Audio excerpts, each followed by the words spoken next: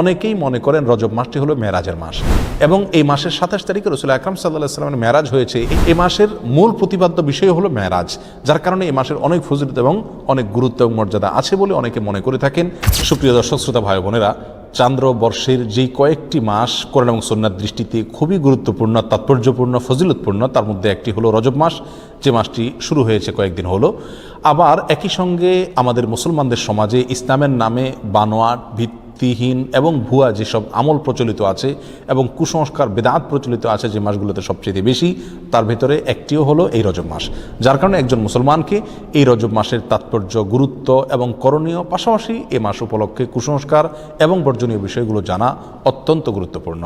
রজব মাসের ফজিলত এবং তাৎপর্যের একটি মাত্র পয়েন্ট এবং বিষয় আছে, তা হলো এই মাসটি সম্মানিত 4 মাসের একটি। আল্লাহ সুবহানাহু ওয়া তাআলা বছরের 12টি মাসের ভিতরে 4টি মাসকে সম্মানিত মাস হিসেবে ঘোষণা দিয়েছেন এবং সেই 4টি মাসের ভিতরে একটি হলো এই রজব মাস, আর বাকি 3টি হলো জিলকদ, জিলহজ এবং মুহাররম, 11, 12 এবং 1 নম্বর মাস। আর এই চতুর্থ সম্মানিত মাস হলো রজব মাস। বিধায় সম্মানিত মাস উপলক্ষে এই মাসের মর্যাদা রয়েছে। সম্মানিত মাস উপলক্ষে যুদ্ধ বিগ্রহ করা যায় না, এই মাসেও তাই করা যাবে না। সম্মানিত মাস উপলক্ষে আল্লাহ বলেছেন ফালা তাজলিমু ফিহিন্না আনফুসাকুম, নিজের প্রতি অবিচার করা যাবে না।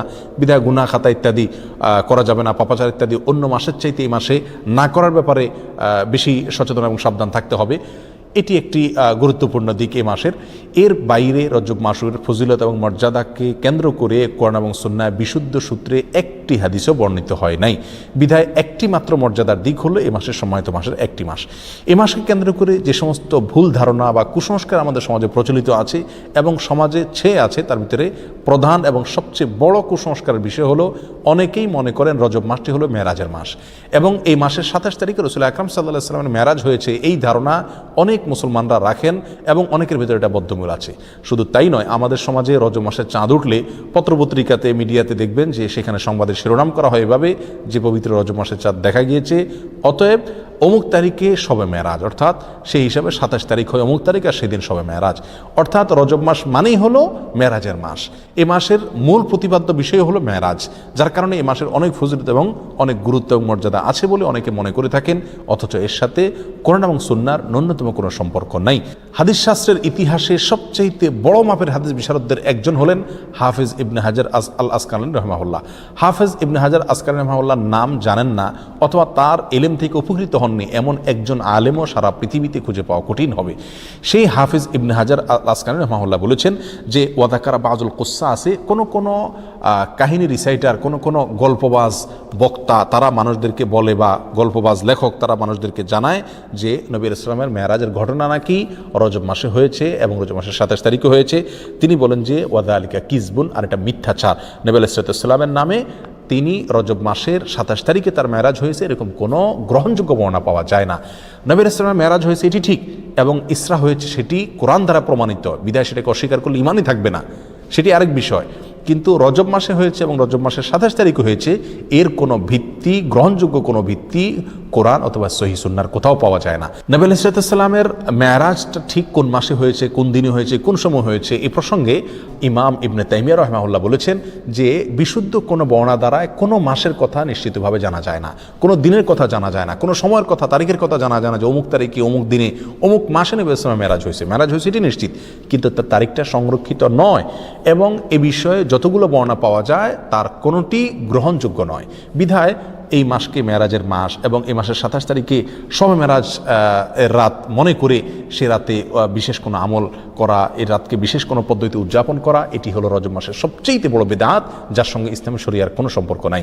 সম্মানিত ভাই বন্ধুগণ, আমরা সেই আমলটাই করব সওয়াবের উদ্দেশ্যে যে আমলটি কোরআনে অথবা নবী ইসলামের হাদিসে বর্ণিত হয়েছে। এর বাইরে কোনো কিছু যদি আমরা করি সেটার নাম বিদআত হবে।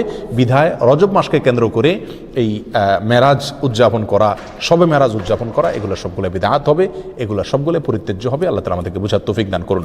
সম্মানিত ভাইয়েরা, যদি আমরা ধরেও নেই যে রজব মাসেই এবং রজব মাসের 27 তারিখে নবী ইসলামের মেরাজ হয়েছে, তারপরও একটা কথা থেকে যায়, আর তা হলো নবী ইসলামের মেরাজ হয়েছে মক্কায় এবং মক্কার শুরুর দিকে।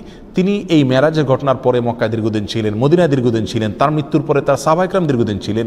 এই দীর্ঘ ইতিহাসের কখনো সাহাবা ইকরামের কেউ অথবা নবী ইসলাম স্বয়ং নিজে কখনো এই মেরাজ উপলক্ষে কোনো প্রকার আমল, রাত্রি যাপন, দিনে রোজা বা কোনোভাবে এটাকে উদযাপন করা, আলোচনা পর্যালোচনা করা বা এই ধরনের কোনো কর্মসূচি তিনি দিয়েছেন বা পালন করেছেন, এরকম কোনো কথা কোনো হাদিস থেকে পাওয়া যায় না বিশুদ্ধভাবে। অতএব এই আমলটি আমরা যারা করে থাকি রজব মাসকে কেন্দ্র করে শবে মেরাজের উদযাপনের আমল, এটি সম্পূর্ণভাবে বিদআত এবং পরিত্যাজ্য। আল্লাহ সুবহানাহু ওয়া তাআলা আমাদেরকে বুঝার তৌফিক দান করুন। এর সাথে ইসলামের শরিয়ার কোনো প্রকার সম্পর্ক নাই। রজব মাসকে কেন্দ্র করে দ্বিতীয় যে আমলটি প্রচলিত আছে আমাদের সমাজে, সেটা হলো সালাতুর রাগায়েব। এই আমলটিরও কোনো গ্রহণযোগ্য ভিত্তি কোন সহিহ সুন্নাহয় পাওয়া যায় না। এই আমলটি বিদআত এবং কুসংস্কারের অন্তর্ভুক্ত। অনেকেই বর্ণনা করে থাকে একটা হাদিসটি বর্ণনা করেছেন আনাস রাদিয়াল্লাহু তাআলা আনহু, যে রাসূল আকরাম সাল্লাল্লাহু আলাইহি ওয়াসাল্লাম নাকি বলেছেন যে কোনো ব্যক্তি যদি রজব মাসের প্রথম বৃহস্পতিবার দিবাগত রাতে 12 রাকাত নামাজ পড়ে, নফল নামাজ, এবং সেটা মাগরিব এশার মাঝখানে 2 রাকাত করে পড়ে, প্রথম রাকাতে সূরা ফাতিহা, এরপরে 3 বার সূরায়ে ইন্না আনজালনা ফি লাইলাতুল কদর, এরপরে 10 বার সূরা কুল হুয়াল্লাহ, সিজদাতে বিশেষ সংখ্যক তাসবিহ এবং এরপরে বিশেষ সংখ্যক দুরূদ রাসূলের প্রতি, এগুলো যদি কেউ করে তার জীবনের সব গুনাহ মাফ করে দেওয়া হবে ইত্যাদি ইত্যাদি। এটাকে সালাতুর রাগায়েব বলা হয়। প্রিয় বন্ধুগণ, এই সালাতুর রাগায়েব সম্পর্কিত এই যে হাদিসটি পেশ করা হয়ে থাকে, এটি নবী আলাইহিস সালামের কোনো হাদিসের কিতাব থেকে খুঁজে পাওয়া যায় না। এই সম্পর্কে মুহাদ্দিসিনে কেরাম একেবারে সুস্পষ্ট মন্তব্য করেছেন যে এটি জাল এবং ভিত্তিহীন। একটি টাকার নোট যখন ব্যাংক থেকে ওটাকে জাল হিসেবে চিহ্নিত করে দেওয়া হয়, এটি যেরকম অচল হয়ে যায়, এই হাদিসটিকে মুহাদ্দিসিনে কেরাম ঐক্যবদ্ধভাবে যেহেতু জাল বলে চিহ্নিত করেছেন, বিধায় এটাও অচল এবং গ্রহণযোগ্য নয়। রজব মাস উপলক্ষে তৃতীয় যে আমলটি প্রচলিত আছে তা হলো একটি দোয়া বেশি বেশি করে পড়া, আর সেটি হলো আল্লাহুম্মা বারিক লানা ফি রজব ওয়া শাবান, অর্থাৎ হে আল্লাহ, আপনি আমাদেরকে রজব এবং শাবান মাসে বরকত দান করুন, ওয়া বাল্লিগনা রমাদান, আর আমাদেরকে রমজান পর্যন্ত আপনি পৌঁছায় দিন, অর্থাৎ রমজান যেন আমরা লাভ করতে পারি।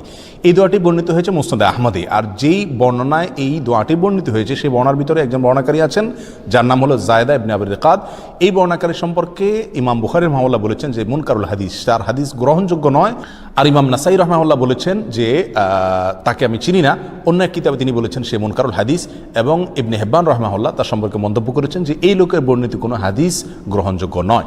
অতএব সমস্ত মন্তব্যের ভিত্তিতে এই হাদিসকেও বলা যায় এটি বিশুদ্ধ নয়। তবে যেহেতু এই দোয়ার অর্থের ভিতরে কোনো মন্দ দিক নেই, খারাপ দিক নেই, অতএব কেউ এটাকে সাধারণভাবে যদি পড়ে তাতে তেমন কোনো দোষণীয় বিষয় এটাকে বলা যাবে না। কিন্তু এটাকে নবী আলাইহিস সালামের দিকে সম্বন্ধ করা এটা বিশুদ্ধ নয়। চতুর্থত যে আমলটি রজবকে কেন্দ্র করে প্রচলিত, সেটা হলো এই মাস উপলক্ষে বিশেষ কোনো পশু জবাই করাকে অনেকে সওয়াব মনে করেন।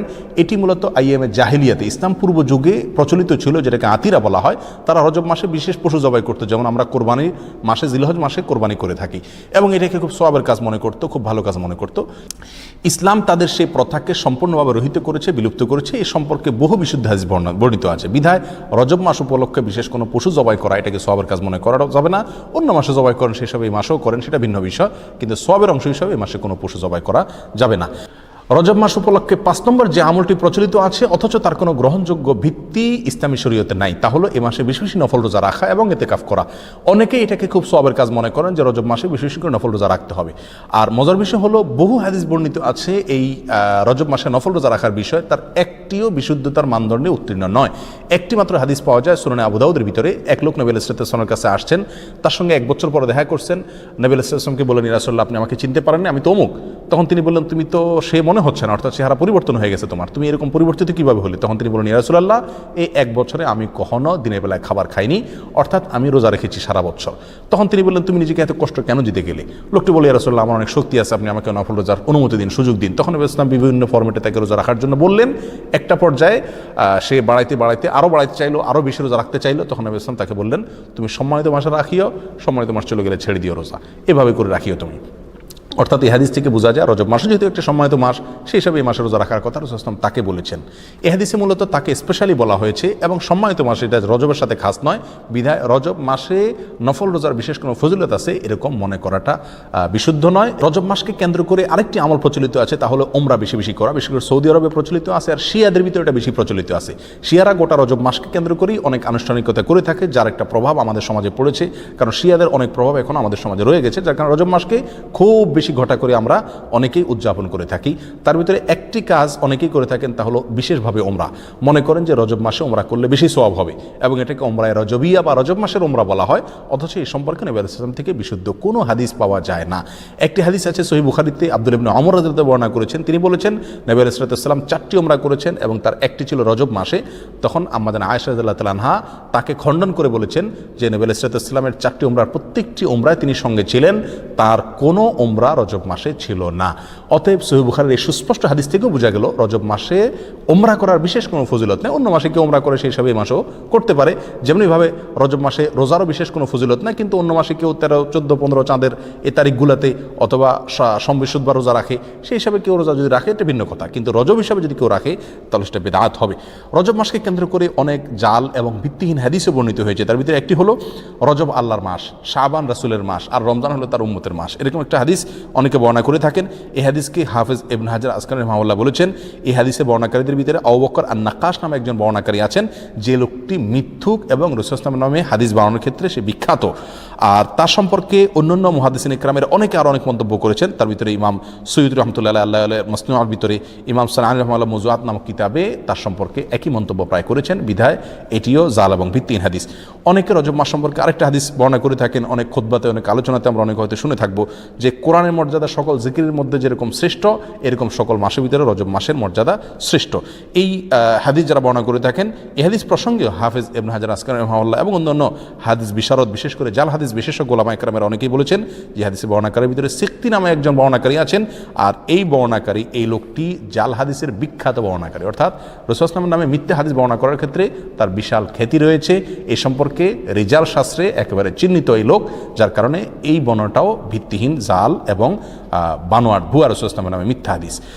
রজব মাস সম্পর্কে আরেকটি জাল বা ভিত্তিহীন হাদিস আছে, তা হলো রজব মাসে যে ব্যক্তি 3টি রোজা রাখবে আল্লাহ তাআলা তার আমলনামায় 1 মাস রোজার সওয়াব দিবেন, আর যে ব্যক্তি 7টি রোজা রাখবে আল্লাহ তাআলা তার জন্য জাহান্নামের 7টা দরজা বন্ধ করে দিবেন। এরকম একটা হাদিস অনেকে বর্ণনা করে থাকেন, এবং এই হাদিসকে জাল হাদিস সমগ্রের যত বই আছে, জাল হাদিসের কালেকশনের যত বই আছে, তার সমস্ত কিতাবেই এই হাদিসটি স্থান পেয়েছে। ইবনুল জাওজি রাহিমাহুল্লাহ আল মাওযুআত কিতাবে, সৈয়দ রাহমাতুল্লাহ তাআলা আল মুসতাআ কিতাবে, শাওকানি রাহিমাহুল্লাহ ফাওয়াইদুল মুজমুআ কিতাবে, এবং তাবয়িনুল আজাব কিতাবে ইবনে হাজার আসকালানি রাহিমাহুল্লাহ, এভাবে সমস্ত প্রায় জাল হাদিসের যে কিতাবগুলো আছে সেগুলোতে এই হাদিসটা স্থান পাইছে, অর্থাৎ এই হাদিসটি জাল এবং ভিত্তিহীন। এভাবে রজব মাসকে কেন্দ্র করে আরও অনেক জাল, ভুয়া এবং ভিত্তিহীন হাদিস আমাদের সমাজে প্রচলিত আছে। তার ভিতরে আরেকটা হলো, যে ব্যক্তি রজব মাসে রোজা রাখবে এবং 4 রাকাত নামাজ পড়বে, আল্লাহ সুবহানাহু ওয়া তাআলা জান্নাতে তার জন্য যে আসন রেখেছেন, তার যে মাকাম হবে, সেটা না দেখে তার মৃত্যু হবে না, অর্থাৎ দেখে তারপর মৃত্যু হবে। এই হাদিসটাও জাল এবং ভিত্তিহীন, বানোয়াট, এর সঙ্গে ইসলামী শরীয়তের কোনো সম্পর্ক নাই। ইমাম শাওকানি রাহিমাহুল্লাহ আল ফাওয়াইদুল মুজমুআ কিতাবে হাদিসকে জাল বলে চিহ্নিত করেছেন। ইবনুল কাইয়িম আল জাওজি রাহিমাহুল্লাহ আল মাওযুআত কিতাবে এটাকে জাল বলে চিহ্নিত করেছেন, এবং অন্যান্য কিতাবও চিহ্নিত হয়েছে। বিধায় এটাও জাল এবং ভিত্তিহীন। সম্মানিত ভাই বন্ধুগণ, রজবকে কেন্দ্র করে আরও একটি ভুয়া আমল ইদানিং আমাদের সমাজে প্রচলিত বেশ কয়েক বছর থেকে দেখা যায়, এবং সামাজিক যোগাযোগের মাধ্যমে খুব বেশি প্রচলিত দেখা যায়। তা হলো, অনেকে বলে থাকেন, অনেকে মেসেজ পাঠিয়ে থাকেন, ইনবক্স করে থাকেন, যে রমজান অমুক তারিখে হবে, এই সংবাদ যদি আপনি এতজন লোককে দেন তাহলে আপনার জন্য জান্নাত ওয়াজিব হবে, ইত্যাদি ইত্যাদি। এটি আমাদের মূর্খতার একটা বড় প্রমাণ। আমরা কোরআন সুন্নাহ থেকে যে কত দূরে সরে গেছি, যে কোনো কথা, মুখরোচক কথা শুনলে আমরা সেটাকে গিলে খাচ্ছি ইসলামের নামে, এটার একটা বড় প্রমাণ হলো এই ঘটনাকে আমরা অনেকেই খুব গুরুত্বের সাথে দেখি, এবং এই মেসেজকে আমরা অনেকে চালাচালি করে থাকি। প্রিয় বন্ধুগণ, রমজানের সংবাদ কাউকে দিলে তার জন্য কোনো ফজিলতের কথা, কোনো মর্যাদার কথা কোরআন সুন্নাহর কোথাও বলা হয়নি। যারা এই মেসেজকে প্রচার করেন তারা আল্লাহ এবং তার রাসূলের নামে মিথ্যাচার করছেন, আর যারা মিথ্যাচার করছেন নবী সাল্লাল্লাহু আলাইহি ওয়াসাল্লাম বলছেন তাদের ঠিকানা জাহান্নাম। বিধায় এই ধরনের মেসেজকে আমরা ফরওয়ার্ড করব না, এবং এগুলোকে ইগনোর করব, এর সাথে ইসলামী শরীয়তের কোনো সম্পর্ক নাই। সর্বসাকুল্যে আমরা খোলাসায় সামারিতে বলতে পারি, রজব মাসের বিশেষ কোনো ফজিলত এবং মর্যাদা নেই সম্মানিত 4 মাসের একটি, এই কথা ছাড়া। এ মাস উপলক্ষে বিশেষ একটি আমলের কথাও কোরআন এবং সুন্নাহ বর্ণিত হয় নাই, এবং এ মাস উপলক্ষে বিশেষ কোনো রোজা, বিশেষ কোনো উমরা, বিশেষ পদ্ধতিতে সালাত, এমনকি বিশেষ যে আমলটি আমাদের সমাজে সবচেয়ে জলবায়ু প্রচলিত আছে, মেরাজের রাত্রি উদযাপন করা, সে রাত্রে জেগে ইবাদত করা, দিনে রোজা রাখা, এর একটি জিনিসও নবী আলাইহিস সালাম থেকে প্রমাণিত নয়। আর নবী আলাইহিস সালাম থেকে যেটি প্রমাণিত নয়, সেটা দেখতে যতই ভালো দেখা যাক না কেন, তার কোনো সওয়াব আমরা পাবো না, এটা বেদাত হিসাবে গণ্য হবে, আর বেদাতের ঠিকানা জাহান্নাম। আমরা অনেকেই বলে থাকি যে মানুষ এমনি মসজিদে আসে না, নামাজে আসে না, এক উসিলা যদি শবে মেরাজ উপলক্ষে মসজিদে আসে, আপনারা বাধা দিয়ে মসজিদ থেকে বের করে লাভ কি? তারা তো গান গাচ্ছে না, হারাম কাজ করছে না। যে সমস্ত ভাইরা এটা বলেন, 2 কারণে তাদের সঙ্গে আমরা একমত হতে পারবো না। নাম্বার 1, বেদাত কাকে বলা হয়? ভালো কাজ, দেখতে ভালোই মনে হচ্ছে, কিন্তু কোরআন এবং সুন্নাহ এটা করতে বলা হয়নি, এটার নাম বেদাত, আর এই বেদাতের ঠিকানা জাহান্নাম। বিধায় এই কাজটি সেই সংজ্ঞার মানদণ্ডে বেদাতের ভিতরে অন্তর্ভুক্ত হবে। বিধায় এটা করলে সওয়াব হবে না, বরং গুনাহ হবে, যদিও দেখতে ভালো দেখা যাচ্ছে। দ্বিতীয়ত, শবে মেরাজ উপলক্ষে মানুষ আসে, উপলক্ষে সংশোধন হয়ে যাবে, যারা এরকম ধারণা করেন তারা ভুলের স্বর্গে বাস করছেন। কারণ শবে মেরাজ উপলক্ষে মসজিদে এসছেন এবং এই বেদাতি পদ্ধতিতে জিকির ইবাদত বন্দেগী করছেন, এরপরে সারা জীবনের জন্য সংশোধিত হয়ে সারা বছর মসজিদে আসা ধরছেন, নামাজ পড়ছেন, এরকম একটি লোকও খুঁজে পাওয়া যাবে না। বিধায় এই বেদাত দিয়ে কোনোদিন মানুষের সংশোধন হবে না। এই বেদাতকে আমরা বর্জন করি। সারা দেশে জোরালোভাবে আমাদের সমাজে সবচেয়ে জোরালোভাবে যে কয়েকটি বিদআত প্রচলিত আছে তার ভিতরে একটা হলো এই মেরাজ উদযাপন এবং মেরাজ উপলক্ষ বিশেষ আমল। আল্লাহ সুবহানাহু ওয়া তাআলা আমাদের সকলকে রজব মাসকে কেন্দ্র করে যে সমস্ত বিদআত আছে, কুসংস্কার আছে, এগুলো থেকে বেঁচে থাকার তৌফিক দান করুন। কোরআন এবং সুন্নাহর বিশুদ্ধ জ্ঞান অর্জন করার তৌফিক দান করুন এবং বিশুদ্ধ জ্ঞান অনুযায়ী পরিশুদ্ধ আমল করার তৌফিক দান করুন। জাযাকুমুল্লাহু খায়রা। আসসালামু আলাইকুম ওয়া রাহমাতুল্লাহি ওয়া বারাকাতুহু।